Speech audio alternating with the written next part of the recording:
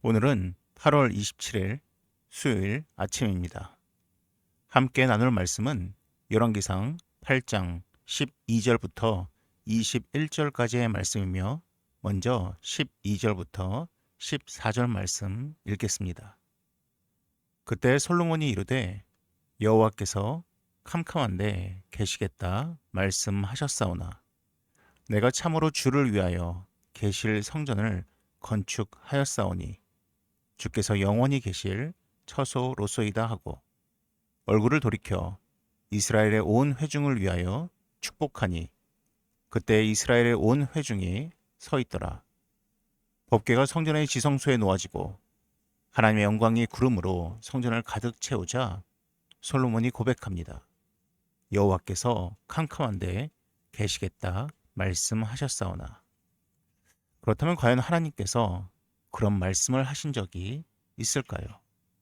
이것은 아마도 모세가 십계명을 받기 위해서 시내산에 올라갔을 때의 말씀, 출애굽기 20장 21절에 기인한 것으로 보여집니다. 백성은 멀리 서 있고 모세는 하나님이 계신 흑암으로 가까이 가니라. 는 말씀에 나와 있듯이 하나님께서 흑암에 계신 것으로 여겼기에 솔로몬도 그렇게 고백하고 있는 것으로 보입니다. 하지만 이제부터는 자신의 손으로 만들어진 성전에 하나님이 영원히 계실 것이라고 기뻐하고 있습니다. 이제는 백성들에게 이 성전 건축의 의의를 설명하기 시작합니다. 15절과 16절 말씀입니다. 왕이 이르되 이스라엘의 하나님 여호와를 송축할지로다. 여호와께서 그의 입으로 내 아버지 다윗에게 말씀하신 것을 이제 그의 손으로 이루셨도다. 이르시기를 내가 내 백성 이스라엘을 애굽에서 인도하여 낸 날부터 내 이름을 둘 만한 집을 건축하기 위하여 이스라엘 모든 지파 가운데에서 아무 성읍도 택하지 아니하고 다만 다윗을 택하여 내 백성 이스라엘을 다스리게 하였노라 하신지라. 이 건축은 하나님의 입으로 나온 말씀을 하나님의 손으로 이루셨다라고 이야기합니다. 이 고백은 하나님의 전적 인도하심을 말하고 있습니다.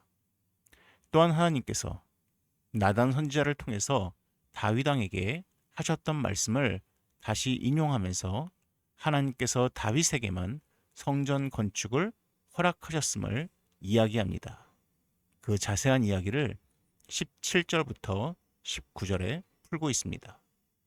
내 아버지 다윗이 이스라엘의 하나님 여호와의 이름을 위하여 성전을 건축할 마음이 있었더니 여호와께서 내 아버지 다윗에게 이르시되 내가 내 이름을 위하여 성전을 건축할 마음이 있으니 이 마음이 내게 있는 것이 좋도다.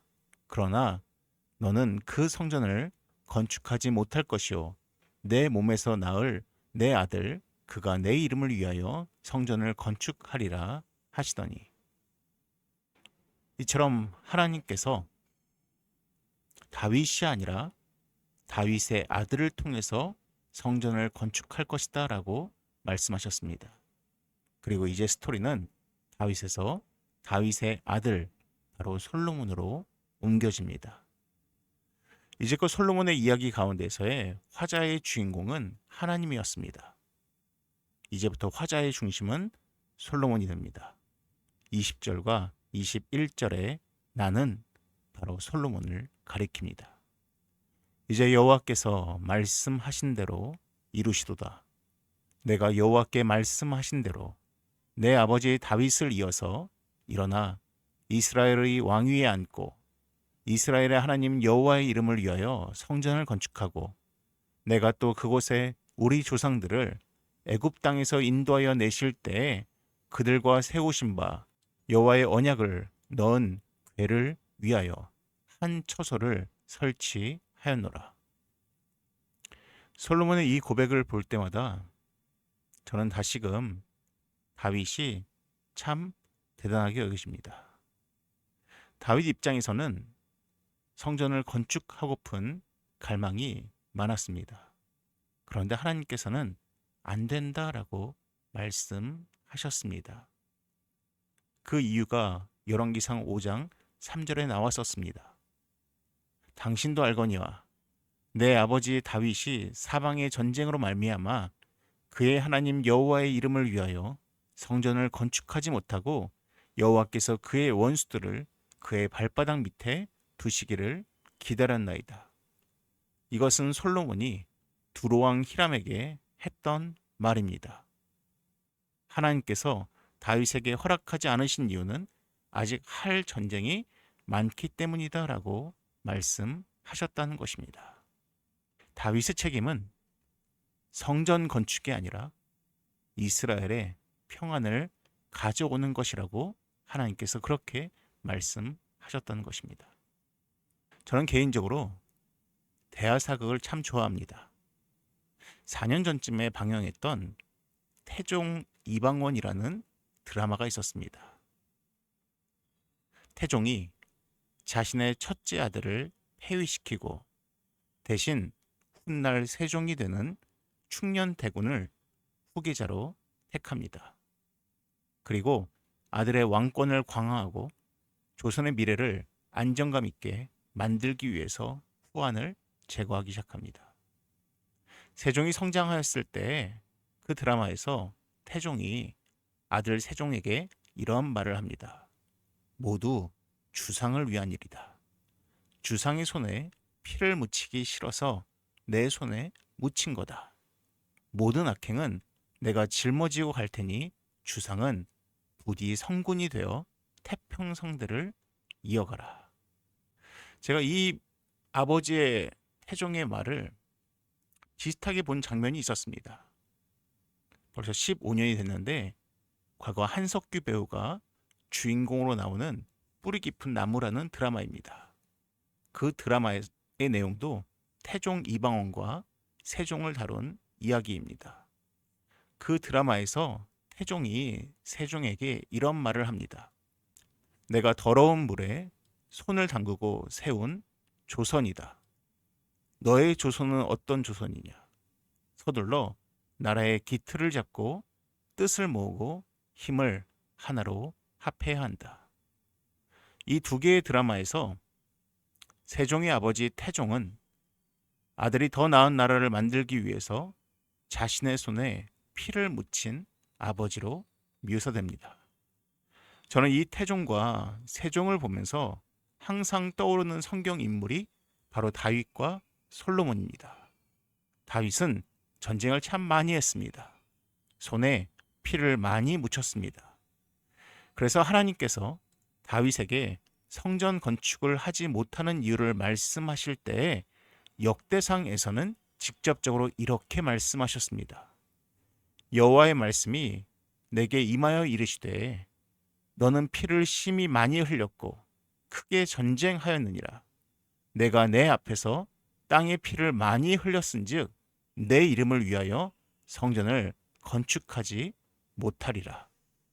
손에 피를 많이 묻혔기 때문에 건축을 못한다라고 말씀하셨습니다.